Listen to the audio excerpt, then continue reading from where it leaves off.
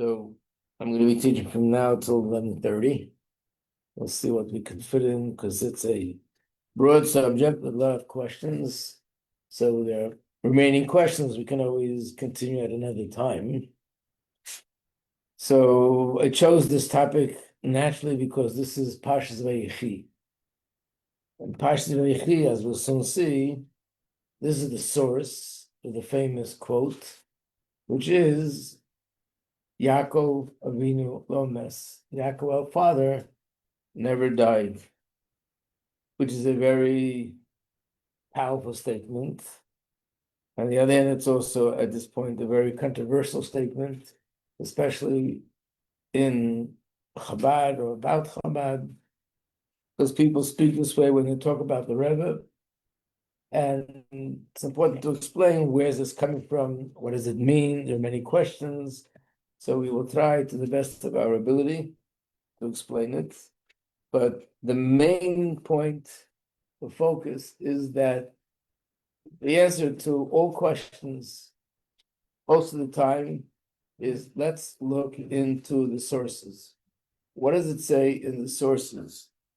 And to realize that what we're saying is really nothing new or revolutionary, but basically basing it on the words that are found in Torah in general, and specifically the way the Rebbe himself speaks about the subject and so on. Another introduction is that we just celebrated the day of Teves, and the case Teves was about the Spartan, and the argument of the other side was that he is a grandson, and as a grandson, he's entitled to inherit from his grandfather. He's part of the family. That was the argument. What was the Rebbe's argument on the Rebbe's side? That you don't inherit a live person. As long as the person is alive, there's no inheritance. And being that the Rebbe is still alive, so there's no inheritance. So these words that the Rebbe said, and we explained when we had the class the other day, these are words you can speak about by a Farbrengen to Chassidim, but how could you speak about this in court? You're talking about a court, a secular court, a federal court, and the judge is not someone who studies Torah or Chassidus. He's going everything by secular values, secular ideology. How could you say that to them? So the way the Rebbe wanted to be explained in court is from an angle that a secular court could relate to, and that is that the Rebbe and the community is one. A Rebbe doesn't have any private personal entity. His entire being is he is there. He embodies the community. If it's a Rebbe of a group of Hasidim, embodies the community that he's Hasidim of, or if he's the leader of Klal Yisrael like Moshe Rabbeinu, then he embodies the whole nation, all the Yidden. Which means, just like you can't say that the community died or is then no longer here the same way, the Rebbe is here, meaning to say that in practical terms, the books that the Frierdiker Rebbe had, the buildings 70 that belonged to him, didn't belong to him as an individual, it belonged to the community of Chabad. In fact, even legally, everything was written down under the name of Agudas Hasidi Chabad, which means the Chabad community, not private, personal. So that was the way the Rebbe approached it. But again, when he spoke to us and to Chassidim, the Rebbe spoke mainly about the idea that Yakov lo mes. So there's two things. One thing is for our own understanding, like where's the source for this details. And the second thing is if someone else who's not Chabad would ask you a question, would you know how to answer the question? So that's why I'm bringing on the sources that you should have the answers to the questions. So it'll answer the questions for them, and it also answers the questions that we have ourselves. The only difference is with ourselves, I might say, I accept what the Rebbe says, whether I do understand or not. So I don't maybe need it, but the truth is, even for us, it enhances our understanding when we're able to see the sources. So I want to start with an introduction. That's the first page. What does this have to do with the price of fish in China? But the first page, it says, the pasuk in Bereshis, and it says, and he blew a breath of life into him. What is that? Introduction to explain why a person who is secular could not maybe understand what does it mean, Yakov Avinu Lomes, and why a person who follows Torah could understand. And that is, from a scientific perspective, the life of a person is totally gashmius. Science does not talk about neshamas. I never found it in the science book. In all the science books that I read, I never found them discussing the science of a neshama, even though there is a science of a neshama. But scientists recognize everything on a scientific level, and they don't recognize the neshama. So the fact that a person's alive is because of the blood, and they explain everything, very logically. And therefore, what is the definition of death from a scientific, medical perspective? When, God forbid, there's absolutely no movement, that means the person is no longer alive. Which means not moving the hands and not moving the feet doesn't mean anything yet. But if there's no movement there, and there's also no movement in the heart and no movement in the brain, I guess by definition, medically, that means the person is no longer alive. Because the definition of life is movement. And the definition of the opposite is when there is no movement. So somebody is going to say that Yakov Avinu, who was buried, is alive, is a contradiction of terms. You're saying there's no movement, he was buried, and yet he's alive. That's like saying two words that contradict each other. According to Torah, the definition of life is not movement. The definition of life is that the neshama is in the body, and the neshama is giving life to the body. The movement is our sort of symptom. These are the symptoms that we could know whether the soul is there or not. Which means if, God forbid, there is no movement, that's an indication that the neshama left the body. And if there is movement, that's an indication that the neshama is in the body. But the definition of life itself is not movement, is the neshama is in the body. And therefore, if the Torah would come along and say, this person is an exception. Hashem is saying, I'm making a statement. Yaakov Avinu is an exception. In his case, the neshama is in the body, even though you don't see any movement. So we can understand he's still alive because the neshama is in the body, even though there is no movement. Yeah. So when Yakov Avinu passed away, his neshama stayed in the body, or part of his neshama. Right, that's what it means that he's alive. But for regular people, that's not the case. Like the neshama. So that's what we're going to go into. We're going to learn that the truth is, even for regular people, there's a certain aspect of the neshama that's still connected to the body, but it's on a whole different level. Yaakov's whole neshama was there, or just part of it? Oh, that's what Chana just asked. This is the difference.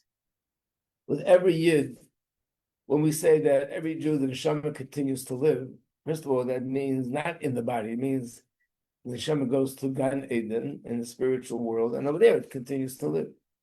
But the truth is, beyond that, it also said there's a certain aspect of the neshama, not the whole neshama, which still remains connected to the body. Which is the reason why on a day like a Yartzeit, or other days, people go before Rosh Hashanah, they go to pray by the kever of their ancestors or parents, not necessarily tzaddikim, any Jew. There's a certain aspect of the soul that's still connected to the body. But most of it, the soul is not connected to the body. But now, before we go to Yaakov Avinu, let's look at this booklet here. Start with page 1. Page 1 is a Gemara, only in Hebrew, sorry, but you could read it. It's not so complicated. It's a Gemara, brachas, and the Gemara brings down a pasuk where it says, it's written a little bit earlier. I just underlined the part that's necessary for here.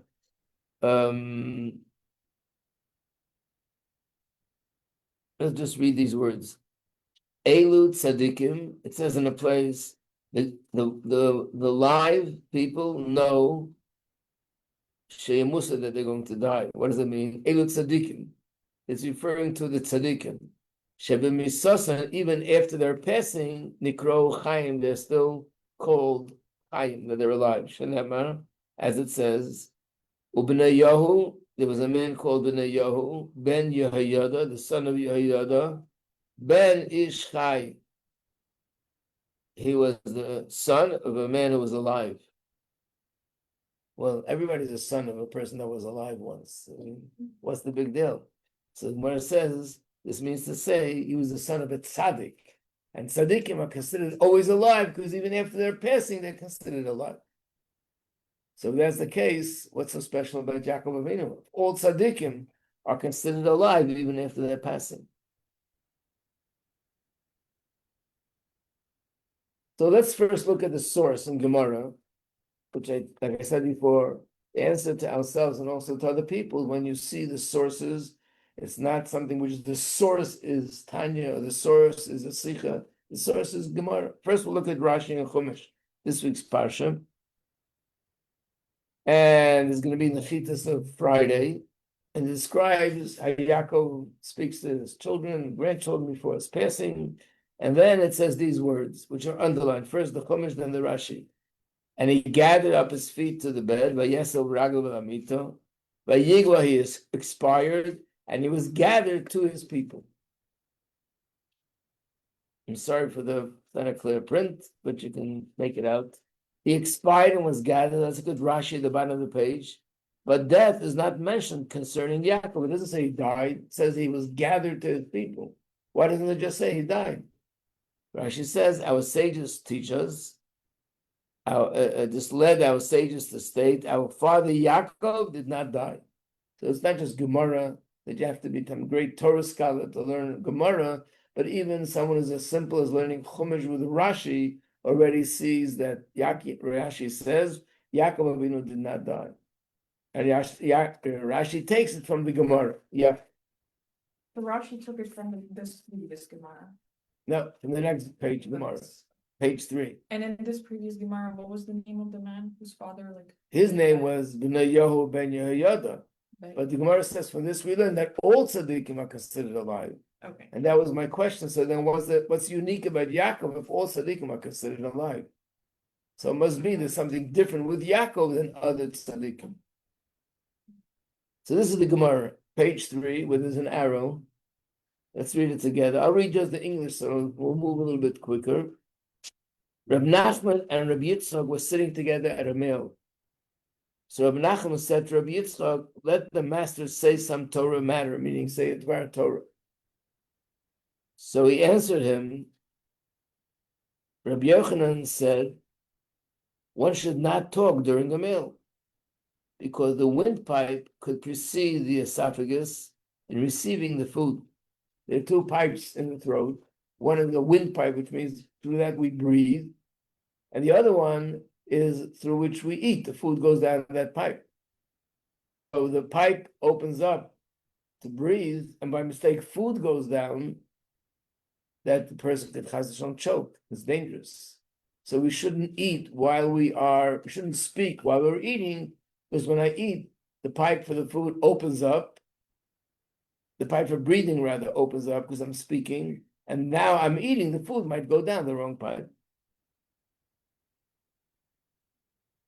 After they finished eating, the next paragraph, he said to him, now I'll tell you about Torah. This is what Rabbi Yochanan said, a different about Torah. Yakov, our forefather, never died. So he said to him, was it for naught, meaning was it not for no reason that they eulogized him? They eulogized Jacob. Was it for no reason that they eulogized him, and the embalmers embalmed him, and the buriers buried him? Didn't they do it for a reason? Because he died. If he wouldn't have died, why would they bury him? Why would they embalm him? And why would they eulogize him? So he answered him, Mikra ani derish. I am basing it on a pasuk, on a verse. It's written, Ata altira abdi Yaakov num Hashem. Yaakov, do not be afraid. And Yisrael is another name for Yaakov Avinu. Yisrael, do not become broken, because behold, I will deliver you from afar, and your seed, meaning your children, from the land of their captivity, meaning when Mashiach comes.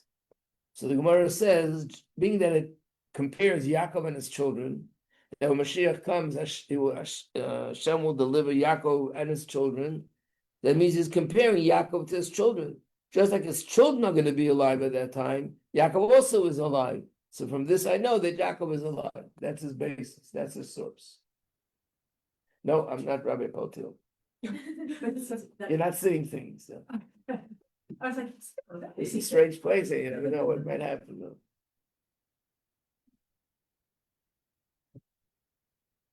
You're using this book. You're in the other class? I'm confused. This is, are you doing? Yeah, I'll just think. Okay. This is just a sort of a substitute class. Maybe some more time. So yes, do what you're doing. Yeah. Okay. In fact, the way most people interpret this, if you ask somebody, said the Gemara says Yaakov is alive, the first reaction will be, no, that doesn't mean literally alive. It means that he's alive in spirit. And it means just like his children are alive, being that these are his children, and his children continue to live in his spirit, mitzvahs.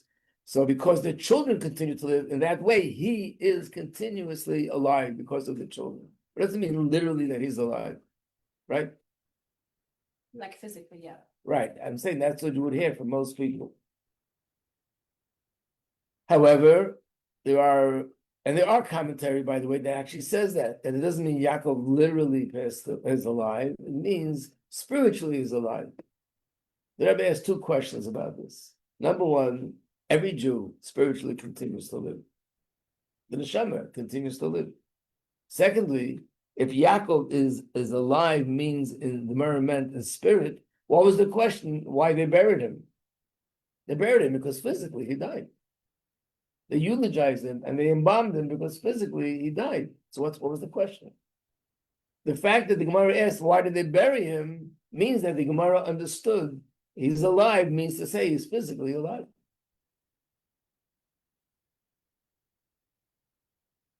This Gemara is saying really that Yaakov is physically alive. Yeah.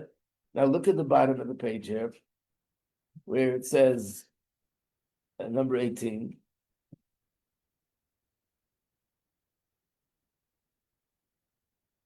Number 18. Since this verse, they're quoting Rashi. Since this verse proves that Yaakov is still alive, we must conclude that Yaakov only appeared to be dead to those who embalmed him. Rashi. Yeah. So, because is this where it's from where, like it says that even when the tzaddik is buried, like if you would, I don't know, it's not like they would be, it would be like how they were when, or that's something that could apply even to other tzaddikim. There are stories of tzaddikim that their body didn't decay. Mm-hmm. We'll soon learn. We get there. This clock. There's always a competition with me.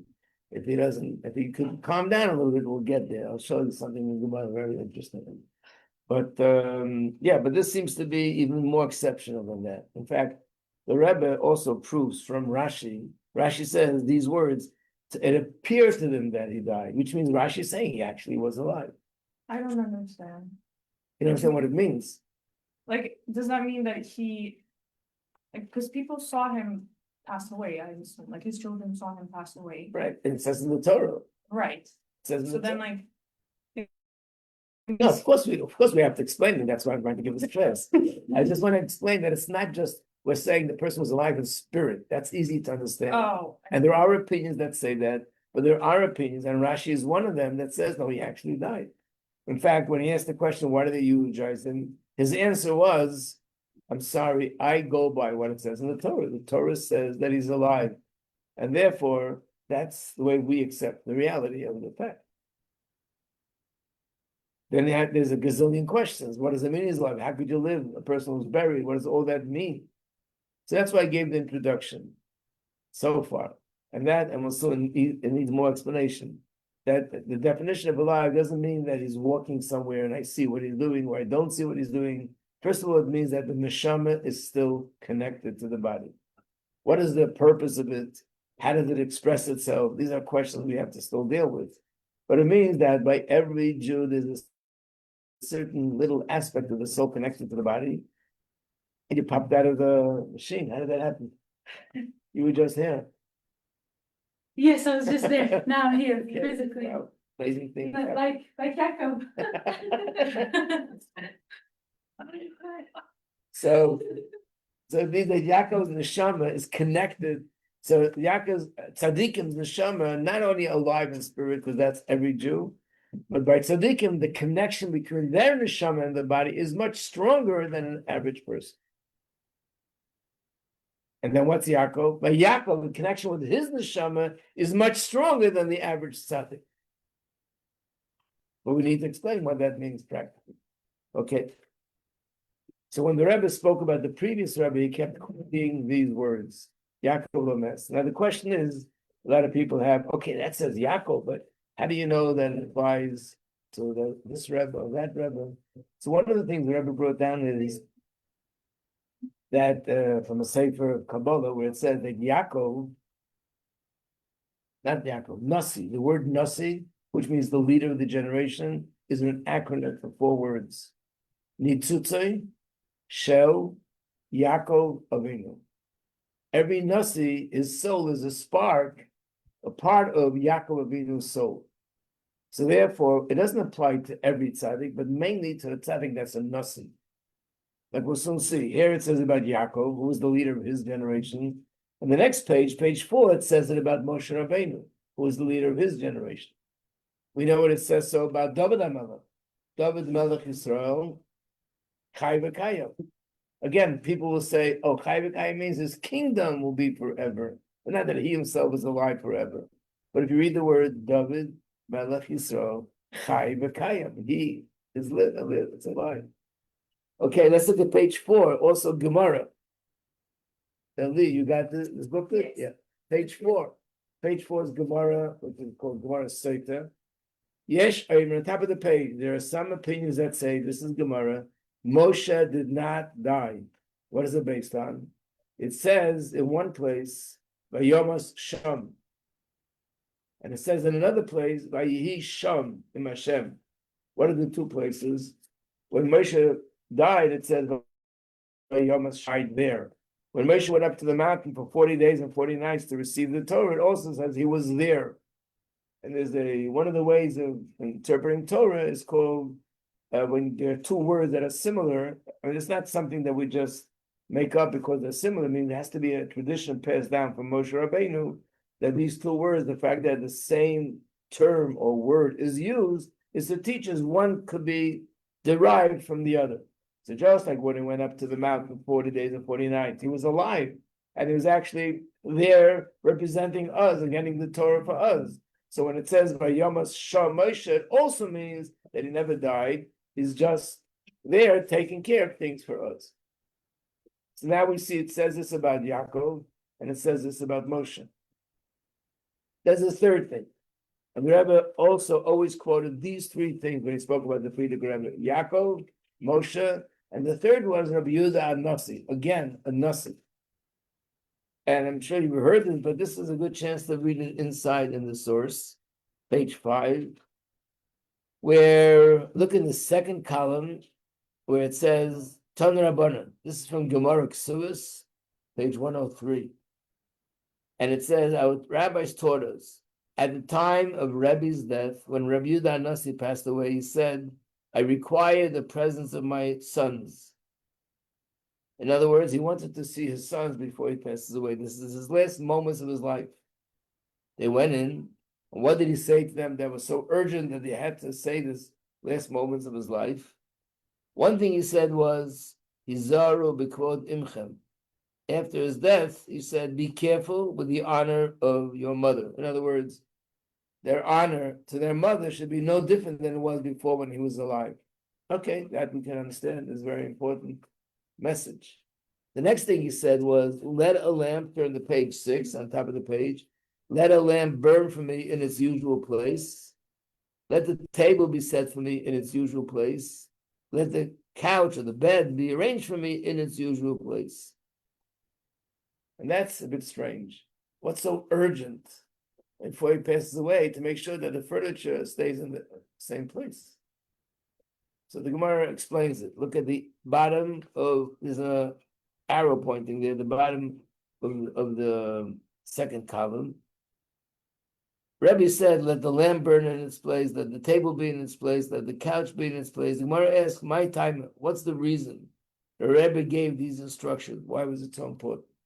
And the answer is, every Friday evening, following, number page 7, following Rebbe's death, he would come to the house and basically participate in the Shabbos table. He therefore required the lamp lit, the table set, and the couch arranged. If you look at He the is notes, walking around. what? So he is walking. In this case, he was walking around. Rashi says, if you look at the notes later, you'll see they bring all the sources.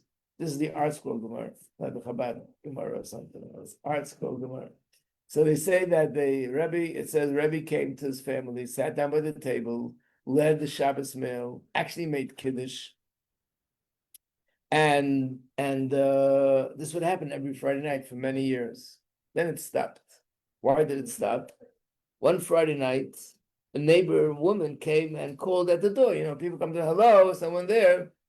So the maidservant of Rebbe said, Shah, Rebbe's sitting there, like, respect. She forgot herself. Nobody knew that he was doing this. And when this happened, naturally word spread like wildfire that the Rebbe comes Friday night to his family. And once that happened, he stopped. Why did he stop? He said he doesn't want that this should be a reason that people should talk negatively about other tzaddikim. They're going to say, how come he comes every Friday night and the other tzaddikim don't? I guess they weren't so righteous. So because he didn't want the people to speak in a negative way about other tzaddikim, he stopped coming. So, was he alive or not alive? He was buried, like everybody else, but he was sitting by the table like he used to. But that's an example of what it means that he went through the whole process, but he was still alive. I still don't know what it means. Wait, we're not finished, but yes. Do other tzaddikim come also? Because if he said that they don't want other people to think bad, but I would assume that like, oh, if he comes to every tzaddik.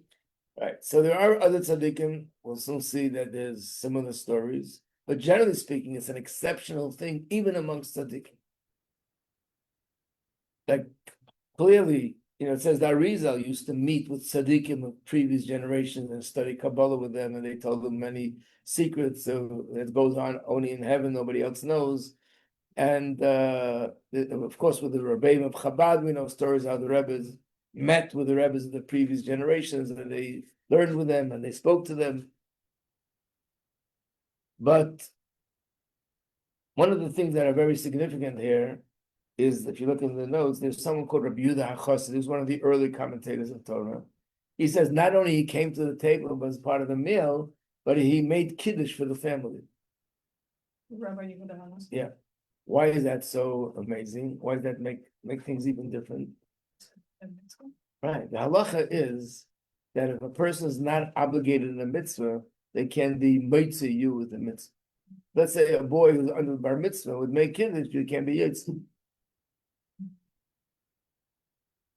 I always think of, what if Friday night you welcome to Malachim, and before you're ready to say Tzeschem Shalom, which is goodbye, suddenly one of the Malachim appear and says, please, please, please, don't say goodbye. I want to be part of your meal. Oh, great. Wow, Malach sitting at the table.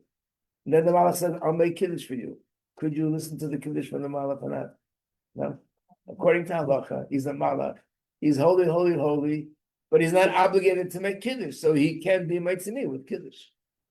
So how is Rabbi Yehuda Nasi being able to be Meitzi?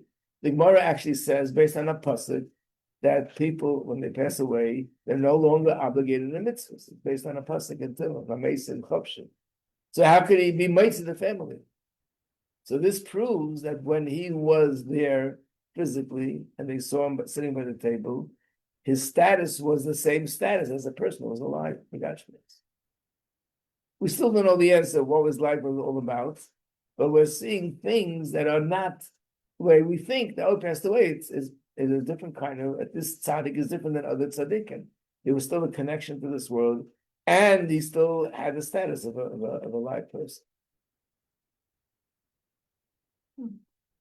Number 8 is another piece in Gemara. I see already we're not going to come to the end of this class. We'll have to have another class. Just hope you have to fall asleep at night. But let me say this class. 8. Let's try to read this a little bit faster. Follow me in page 8, where this is Gemara Rabbi Majeski, Gemara Shabbos, page 23. It says like this. It's the second column and the second paragraph. There were once some diggers. You see the paragraph? Yes. Who were digging in the land of Reb Nachman. They were digging in the land, working on the land. They unwittingly came upon a corpse or a dead body. It was the dead body of Rabbi Chai bar Yoshia. He was a sage who passed away a generation earlier. And he was being disturbed. So he snorted at them. I guess he made some comment or some sound like, get out of here. So they came running to Reb Nachman. They were frightened. And they said, there's a person there, that person. So he said, let me go see myself. And he went there. And he said to him, who are you? So he said, I'm Rabbi Chai bar Yoshia. So then the Gemara says, he said to him, how is it that your body didn't decompose? That's what you're asking. So he said, and he asked him, didn't Reb Murray say that tzaddikim will also bodies will turn into dust in their graves, and when Mashiach comes, they'll be resurrected. So he says, I don't know who this Mr. Murray is, or Rabbi Murray is, I don't know who he is. So he said, but it's not just him, there's a pasuk. It says, the Yoshiva of Rela Oris, that the Cheshayah, they'll turn to dust like they were originally. So he said to him, he was a little bit sharp, he said to him, let's turn to page 9, continuation.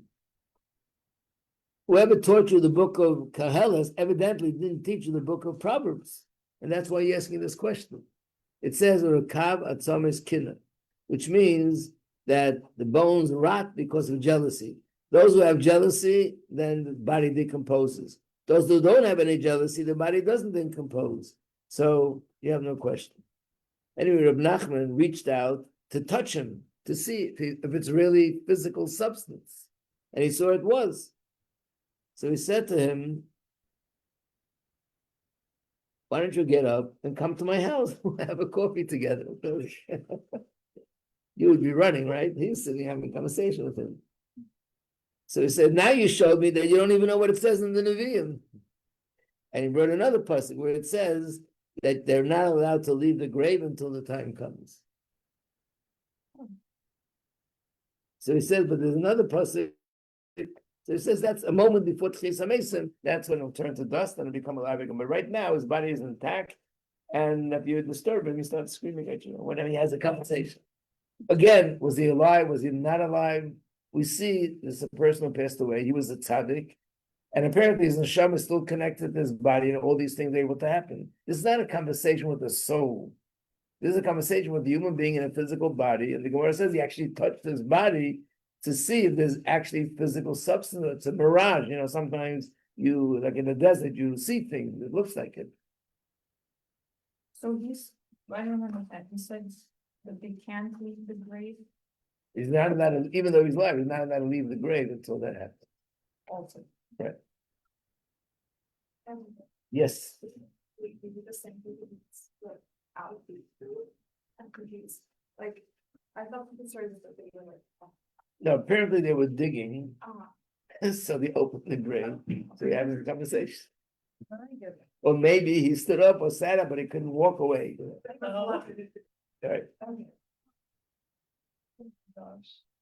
There was a very great tzaddik, very big, great tzaddik, whose name was the Chido, very famous Sephardic tzaddik, who lived like a little bit, or maybe a little bit in the times of the Baal Shem Tov. He wrote something like 70 or 80 different Torah books. He was great in all areas of Torah and Kabbalah and everything. So he writes, this is a sheet, I did not give that out, I have it here in front of me. It's written, it's without the vowels, it's in Rashi Oisius, but anyway, anybody wants any copy on this, but he says that he brings these Gemaras, and just mentioned to you. And he also talks about this point that he made kiddush with the family and so on. But he says that now he understands another thing. There's a shul in Hebron. Anybody here was in Hebron? Mhm. There's a shul in Hebron called Avram Avinu Shul. Mhm. And the reason is because there was a story, which was obviously a true story, that they didn't have a minyan there for Yom Kippur, and someone came, a guest happened to walk by right before Yom Kippur, they took him in, and they had a minyan, they were so excited. After Yom Kippur, they went out to make the blessing on the new moon. And when they went back in the shul, instead of 10 people, they only had 9 people. And the guest was not there. And the man who was in charge of the shul made up with him, he's going to come to his house to break the fast. So they started searching for him. They're searching, they can't find him. And of course, they stayed there late hours, but they're fasting, they had to go home finally. They just know, they thought maybe he fainted, maybe he's on the floor, can't find him. They were very, very aggravated. What happened to this person? And that night, he had a dream. And this person who identified himself as Rabbi Avram said, "Don't worry about me, I'm okay. I am a neighbor in your town, and my name is Avram Avinu." And he said, "I saw how much you were so aggravated. You had no minyan, so I came to join the minyan." And that's why they call it Avram Avinu Shul, that he visited that shul. So the question he asks, the Rebbe spoke about this as well, it's very nice of Avram Avinu to come into the shul, but he can't be part of a minyan because he's not alive. So the same thing like Rabbi Nasi. When he came back with the physical body in the shul, he was, and he had the same status as a live person. He'd be part of a minyan.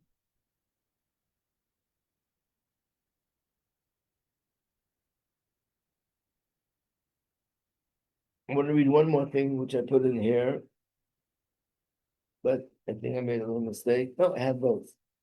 The last page I put in is from a book called Shivchei Baal Shem Tov, which was someone who was a student, I think, of the Baal Shem Tov, or the Maggid was rich, and he wrote stories that he heard personally. And again, this was something written so many generations ago. There was very little time left for a broken telephone.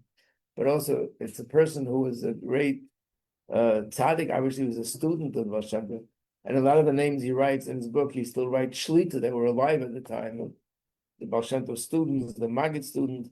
And he writes this story. I'm just going to read it to you because, again, it's in Rashi script and hard to read. He said that the Maggid Mezuzah had a son whose name was Rabbi Ram. They used to call him the Malach, the angel, because he lived a very spiritual life, didn't eat, didn't sleep. And this son of the Malach was a very close friend of Rav Nachum of Chernobyl, very famous student of the Maggid. So he once told the story that he asked his son, the son of the Maggid, "Do you ever see your father after his passing?" He said, "Yeah." He said, "You see him in a dream or you see him in actual life?" He said, "Sometimes in a dream, sometimes in actual life." So he said to him, "I'll tell you a story." And he said after his father was nostalgic, after the Maggid passed away, there was one of the people in the community, obviously a wealthy man, that was giving him a very hard time. In other words, the Maggid's son, he was harassing him, he was making him uncomfortable, whatever he did, doesn't say what. And as a result of that, he had a very hard time, and he went to his father, the Maggid, and he told him, "This person who used to be his chassid is really giving me a hard time." So he says, "Tell my secretary that he should come to the shul here, and I'll speak to him." So secretary comes to this person and says, "The Maggid wants to speak to you. You have to go to the shul." So what are you talking about? He passed away. Don't joke around. Don't play with fire. This is the message. Go to the shul. Anyway, he didn't know where he's going. He comes to the shul and he's shocked to see the Mizitch Maggid sitting there, just like he was during his lifetime. And he says to him, "Why are you harassing my son?" So he starts giving excuses. So he says, "Listen, don't give me any excuses. The reason why you're doing it is because you think that now that I'm not here, you can do whatever you want. So I want you to let you know that I am here, and don't you ever do this again." He said, "Yes." He didn't walk home, he ran home. He was so frightened. And as soon as he walked into his house, he fainted. When he woke him up, the family asked him what happened. He told them the story that happened. So if that's the case, we should run immediately to Rabbi Avram, the Malach's son, and ask him for forgiveness. So he got up and he went to the Maggid's son. As soon as he opened the door, he smiled and said, "Oh, my father spoke to you." I said, "How did you know?" So he told me he's going to speak to you. You're talking about someone who passed away. And he basically speaks to his son as if there's nothing really changed. But again, in this case, he appeared physically to this person, and he told him, "You think that I'm gone, so you can do whatever you want. So I want to let you know that I'm here, and you can do whatever you want." So this leads us to another point. When the Rebbe spoke about this idea that the Rebbe is here, my father-in-law is here, the question is, practically, what does that mean? We don't see the Rebbe. We don't see the Frierdiker Rebbe. What does it mean he's here? So one of the things that the Rebbe explained was that before the previous Rebbe passed away, people would, of course, never violate anything that he asked to do or requested or instructed to do. But now that he's no longer here, before they would be afraid to do that, the Rebbe would call them into his room and said, "Why don't you listen to me?" But now that he's not here physically, they feel more comfortable to do what they would like to do. So we need to know, no, the Rebbe is here just like before, and you have to listen. In other words, one of the sort of implications of saying that the Rebbe is here, meaning to say, and therefore nothing changed in terms of the Rebbe's teachings and the Rebbe's instructions to us.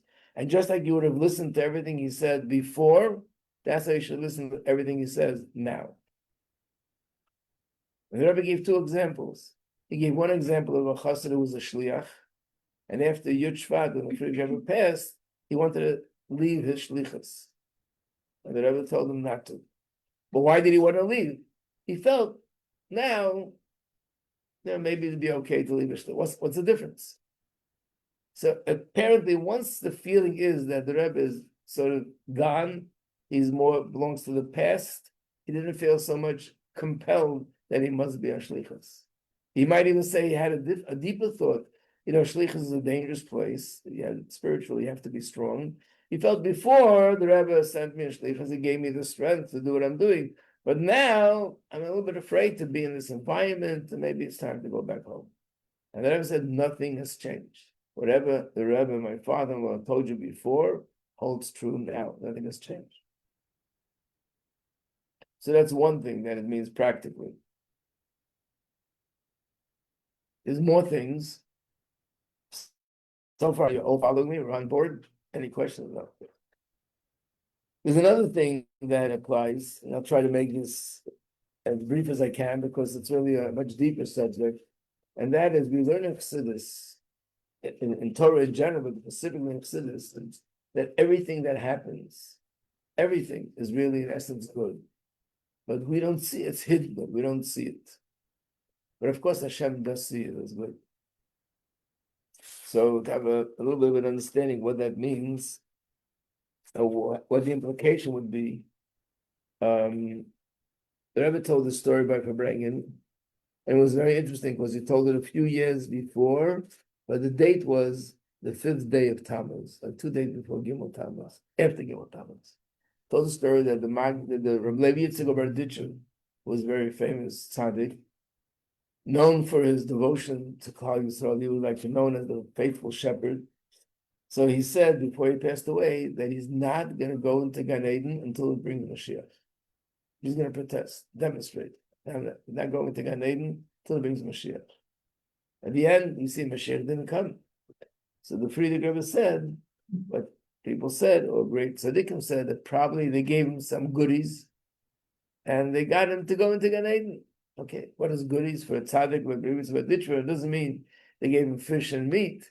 It means spiritually, it must have given him some great, amazing, unbelievable spiritual rewards. And in that way, they convinced him to go to Gan Eden and give up on his protesting. But the Rebbe said that's something which is inconceivable. A man that dedicated his whole life for the benefit of Yidden. His whole life was helping Yidden, saving Yidden, praying for Yidden, defending Yidden, to say now, when he's in this higher spiritual state, he's going to have himself a good time in Gan Eden and abandon the Yidden that they're in Golus. It just doesn't make any sense. What did they give him? How did they convince him? In what way to go into Gan Eden and to stop demanding the way he demanded before that Sheikh has to come. Understand the question, right? The answer is, the Rebbe said like this: as much as we're demanding Mashiach because we're supposed to be demanding Mashiach, but Hashem has us here another minute, another second, another day. Obviously, Hashem sees the benefit of being here. We don't know that. We don't see that. We can't understand that. That's beyond us. But what they did was they allowed him to see Hashem's perspective on the benefit of being in Golus. When he saw that infinite benefit from the fact that Yidna and Golus another day, he no longer was able to be banging on the table and demanding with the same strength as before, because now he sees the unbelievable benefit that comes out of it, which we can't comprehend because we are who we are. And he never comprehended this before because he was one of us in this physical world. But up there, they allowed him to see that. And that way, they were able to get him in. The Rebbe smiled. The Rebbe said, so how could this be avoided? The only way is to make a vow. And the vow is on the condition that the whole community agrees with it. And those vows, you could never cancel them unless the whole community cancels. And you make a vow with the consent of the whole community, then there's no way you can get the person to break his vow. It's very strange words, but it looked like the Rebbe was something associating with himself. But what we see from this story is that once the tzaddik, even a tzaddik, leaves this physical world and he's in the spiritual realm, which is in a holy, holy place, but he starts seeing life and the world from a spiritual perspective. And therefore, when a person could be suffering, he has no parnasa, we see it as a terrible, terrible thing. The tzaddik up there could see the amazing spiritual benefits from that. And as a result of that, won't see the urgency to change the situation because he sees more the benefit that you're going to gain from the fact that you don't have parnasa. When you go to a tzaddik in this world, who's in the physical plane, and sees the world the way we see it, where we need things to be good and revealed good in the most physical way, that tzaddik will see it from our perspective, and he'll see to give the bracha for me, for what I need, that from a physical perspective, everything will be revealed good. That's the advantage of going to a tzaddik in the physical world for a bracha, more than going to the grave of tzaddikim, even though they also give brachas, but it's more from a spiritual place. That you understand? Follow? Or not? You got lost? I got lost, yeah. I have so many questions. Yeah. Yeah. Where did you get lost? Which station? The graves and the getting Did you understand this idea that what was it that Rabbi Yitzchak saw or heard that made him not be demanding Geula the way he would have demanded before? He saw that, but from Hashem's perspective, which human beings cannot comprehend that. Okay. So what I'm saying is, therefore, one of the advantages of going to a tzaddik for a bracha that's in this world is because he sees things from our perspective. And he'll demand it the way we want it: food, clothing, health, children, marriage, all the physical things that we need. When we say about a certain tzaddik that he's here, he didn't die, and he's still connected to this physical world, means that he still continues everything just the way it was before. He's connected to the physical world, connected to the body, and he sees the world from the physical perspective like before, not from a different perspective as it was before that. And therefore, he will fight for things to be positive and revealed good from our perspective down here. But I thought that a tzaddik sees things from Hashem's perspective. That's how he can tell us. I mean, even the tzaddik down here, he sees that also, but he also sees our perspective. And as a result of that, he davens for us, even though he knows that spiritually it might be a certain benefit. But I guess when a tzaddik leaves, that perspective is more sort of dominating than this perspective. It overrides this perspective, at least to some degree. And that's why, even though we go to the cave of tzaddikim to daven, but it's not the same like speaking to a tzaddik who's connected to the physical world. When the Rebbe said about the Frierdiker Rebbe, that is connected to the physical world, he added, and therefore we can go with him, to him, with all our requests, no different than before. because he's still connected to this physical world. And that applies specifically to a nasa. So what was it? That means now when we ask the Rebbe for a bracha, it's no different than before. That's the whole point. no. I'm saying that's another way of understanding what does it mean that he's here with us. So he's equally here with us as before. In that sense, people still question, so what is he doing? Where is he? Right. So we need more time. We don't have time. What's fun? Yeah. No. So when we also like make things, like putting the chair in something that, what does that do? It does the same thing. Okay, so it's a very good question you brought up. And I have that question on the Gemara. If you don't know, she says as children, the table should be there, the lamp should be there. So I have a question. So that's so urgent. What would happen? He'd come Friday night, oh, there's no table, there's no chair. Quick, let's put everything. So what's so terrible? Take a minute. Did he have to take time, his last moments of life, to give that message? Why was it so important? Again, the Rebbe never answered that question, but I'm thinking of myself. We have had a bris. Did you ever attend a bris? Yeah. At a bris, they put down a chair for whom? Eliyahu Navi.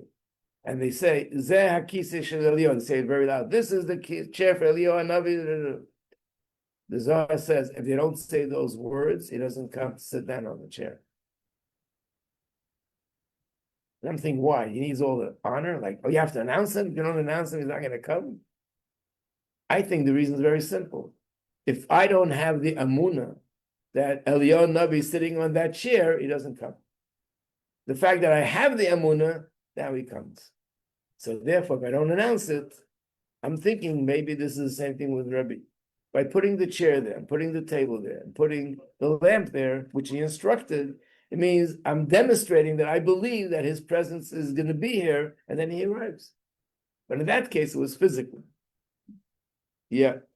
I'm just wondering, like, along the same lines, like the splitting at 7:70, let's say. Chocolate. No.